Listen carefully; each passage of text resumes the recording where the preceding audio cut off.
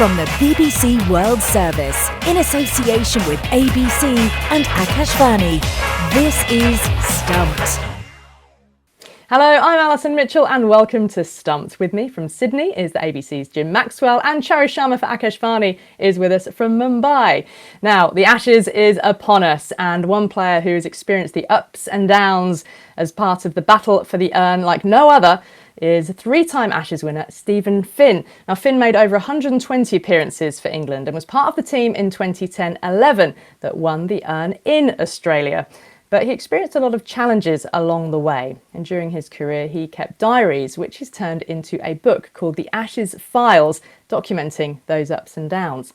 The three of us caught up with him on his book tour, and we started by asking him just what it was like to write the book. The process has been quite cathartic in a way of evoking memories of the past, and because I kept diaries at those times, the memories were able to become even more vivid. So you're kind of transported to that moment when you're writing those diaries and remembering the days and very specific things about things that happened on those tours, both good and bad. So it was an interesting process to reconnect with those completely. My motivation, I suppose, was that it's an autobiography, but it's more of a story of me as a 21-year-old or 20-year-old coming into the England team with all this hope of having a long 15-year international career, and then kind of sliding down the scale to being sent home from Australia in 2013-14, and then building myself back up from that low point to come back at Edgbaston in 2015 and play a decent part in winning that 2015 series, which is the last time that we won the Ashes 10 years ago. So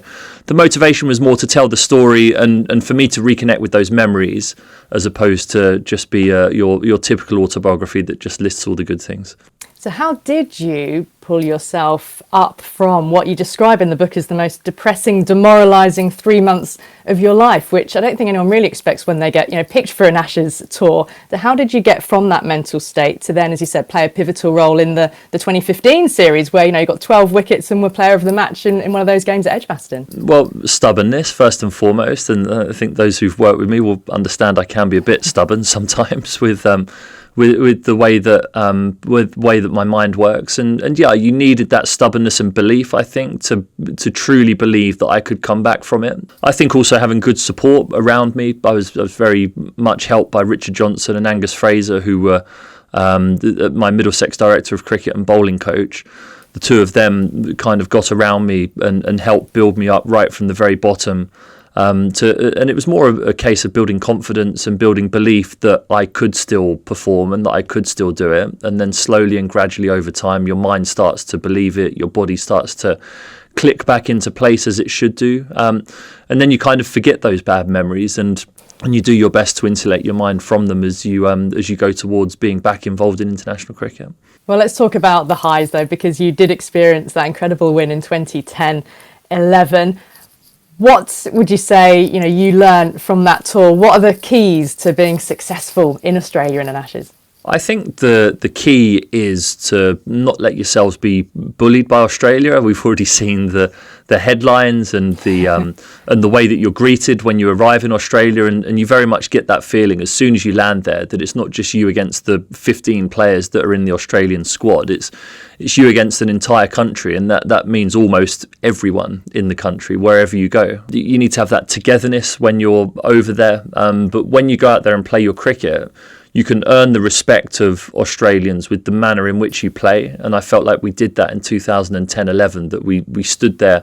Australia had the chance to blow us away in that first test and they didn't. We stood our ground, and I think Australia as a place really respected that. And then as the tour went on and we turned the tide the other way, it felt as though the Australian public were on our side as opposed to the Australian side. So that's the big challenge for England. But I really do think that the manner in which they play and the way that they won't back down from any challenge and they won't fall like a pack of cards like England have done really in the last three Ashes series down there, I think bodes well for England.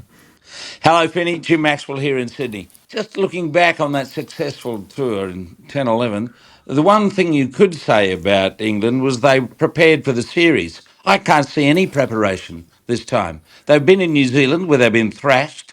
They're playing golf or catching fish. I don't know what they're doing. And then in between the first and second test, they're going to play the Prime Minister's 11. Well, no, they're not going to play. They're going to have the A team play against them instead. So what the hell is going on? They're going to give carded all over Australia if they don't lift their performance and everything else going into. You're looking forward to getting to Australia, Finney, aren't you? You're not even a player, and you're getting this from our Aussie. yeah. This is a sign of things to come, I think, for the next 2 months or so.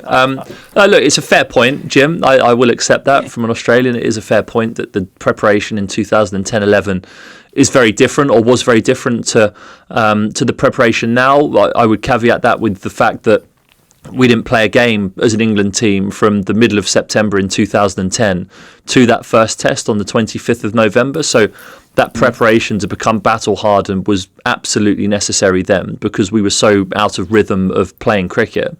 Whereas the guys have been in New Zealand, the majority of the squad that are involved in the Ashes series have been in New Zealand playing in those games. And yes, they did get hammered, but they've been there playing cricket. They've been practicing. They've been together as a team, and I think that is good enough practice to be able to lead you into a test series. I think that clearly to play one proper game against an A team would be preferable for me to play a full 11 against an Australian A team, to make sure that you do dust those test match cobwebs off before the first test match would be something that would be beneficial. But clearly the guys don't deem that necessary. And the one thing that we can't argue with is the fact that England have generally started away tours with a win for the last few years since McCullum and Stokes have been captain and coach. They've won the first game of the tour. It's how they've fallen away through those tours that has then been the concern. So, the preparation is a talking point, but it's not a huge talking point, I don't think. Well, certainly Pat Cummins today has played down the talk that's coming even from Australia. And of course, England, there's only one person under the age of 30 in the Australian team. They're aging. They're in a period of transition at any given moment.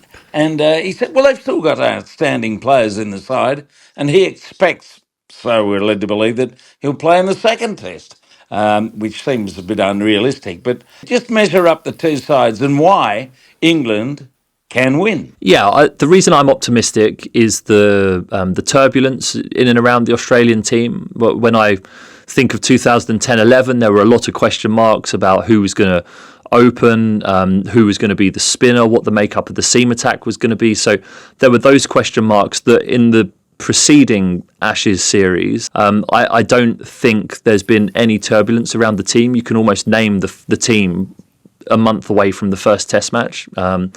But I don't think that's going to happen this time. Clearly, they don't know whether Labuschagne's going to open or bat 3. They don't know whether Wethereld's going to open. They don't know how they're going to fit the two all-rounders in, Cam Green and Beau Webster. I mean, they're nice problems to have because they're all good players, but there is that turbulence around the team. No Pat Cummins. And I do think that as an England team, kind of what I've referenced before, I think the manner in which they play and the fact that they won't let themselves be blown away by Australia through the series, and they will stand there and they will fight and they will puff their chests out and push back against Australia, is something that will serve them well when it comes to playing in this Ashes series. So those are the reasons for my optimism. The ages of the Australian players doesn't bother me at all. I don't think that's a relevant argument. I think if you are looking to succession plan and think about what's coming in a few years' time, then you'd think about blooding players, but the Ashes series is not a time for that. The Ashes series is a series that you win and you play your best 11. I don't care if they're 53. If they're in the best 11, they play. Yeah, hi, Finney. Thanks for joining us. Good luck with the book. This is Charu Sharma from Bangalore. There's a lot of talk about pressure on the bowlers. Both the teams have a very good bowling side, or, that's where all the attention is. And does that put, do you think, an unfair amount of pressure on the bowling squad rather than the batters? What did you feel when you were playing, and how is it now?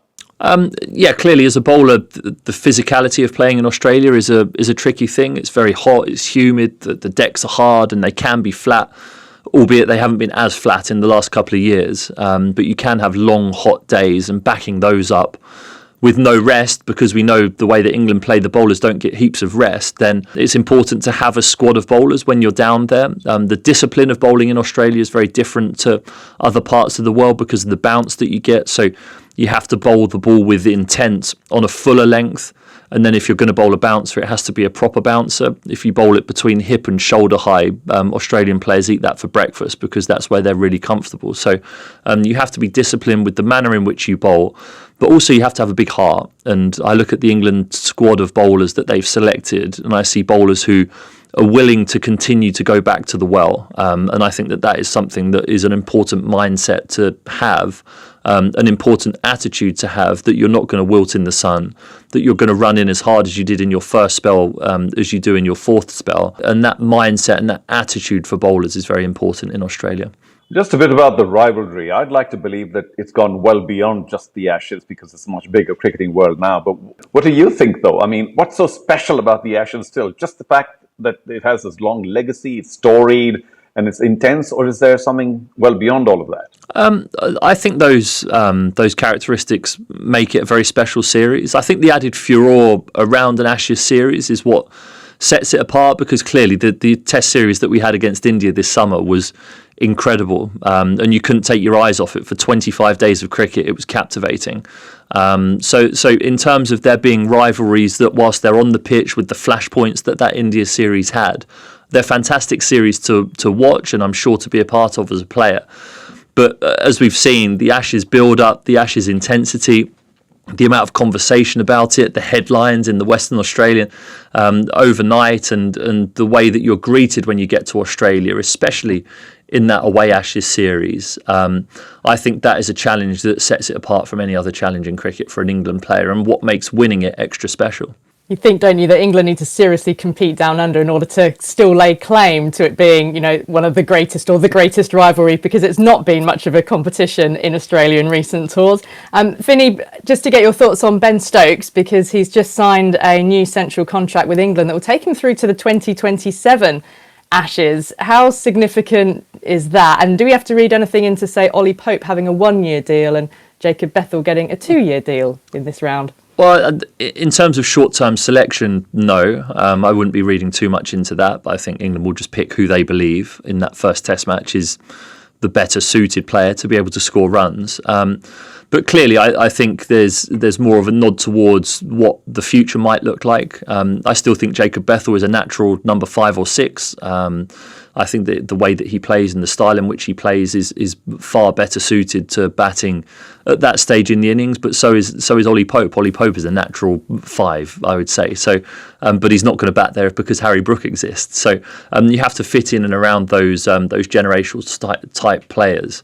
But certainly the England board or the selectors, whoever has picked that central contract list, by having a 1-year contract, you're kind of on notice that you have to perform, and it can serve as a bit of a kick up the backside is the wrong word, because no one playing for England needs a kick up the backside, but it keeps you on your toes and on your guard, I think. I played in an era where you only ever had 1-year central contracts, so you got to August time and you didn't know, you'd have an appraisal, you'd be given a score as to how likely it was that you'd retain your central contract, and you just lived year by year. So to have that security for the players with 2 years, I think is settling as well. Okay, so predictions. Are you going to go all Glenn McGrath on us? Now you're a big retired fast bowler. Well, not quite in the same class as Glenn McGrath, unfortunately. So it's very difficult to predict, isn't it? But I think it'll be a close series. I don't think one team will run away with it. I really do think it will be a tightly fought series. And I truly believe that this is England's best chance in 15 years. And I think what Australians are misconceiving when they hear people say that, they think that people are saying that England are going to come down and definitely win the Ashes. That's not the case. I think it's going to be really tight, and there's going to be critical flashpoints within games where those games will be won and lost. But I think, having looked at the teams that have toured down there since 2010-11 and the team that England are coming up against, that is why I believe it is England's best chance. Australians need to listen to my language. Best chance of winning in 15 years. And they will listen. Finny, great to have you on. Safe travels, and look forward to seeing you down under. Jim and I will both be there. And that's 3-time Ashes winner Stephen Finn. And Finny was very confident there, wasn't he, saying he thinks this is England's best chance to win a series in Australia in 15 years. And It probably is, isn't it? Oh, definitely.